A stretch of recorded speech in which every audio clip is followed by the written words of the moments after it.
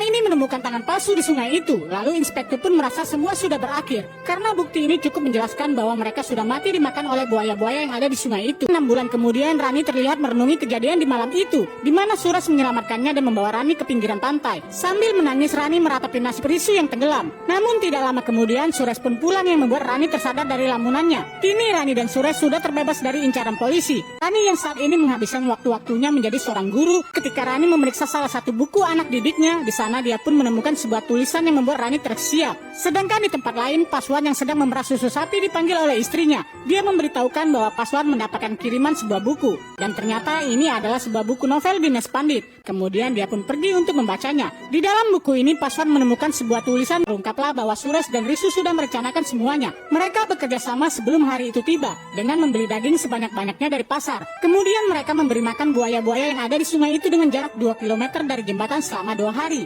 sehingga membuat buaya-buaya itu pun berdatangan ke tempat itu apabila malam tiba.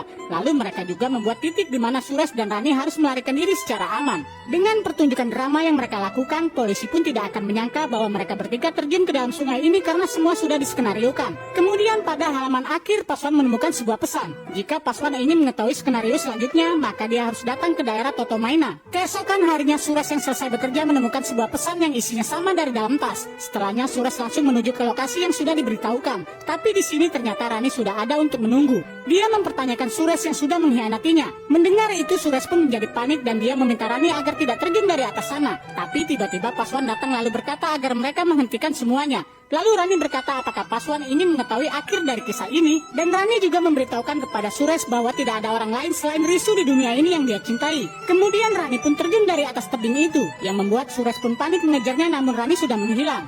Atas beberapa kejahatan yang sudah Suresh lakukan, dia pun harus ditangkap oleh pihak kepolisian. Tapi entah mengapa mendapati dirinya ditangkap, Suresh pun menjadi tertawa. Karena Suresh mengetahui bahwa Rani sebenarnya tidaklah mati, melainkan dia sudah memiliki rencana lain untuk terus hidup bersama cintanya dengan Risu. Sedangkan Suresh yang saat ini ditangkap ternyata adalah anak dari Dinesh Pandit, sang penulis novel legendaris yang mengetahui akhir dari sebenarnya.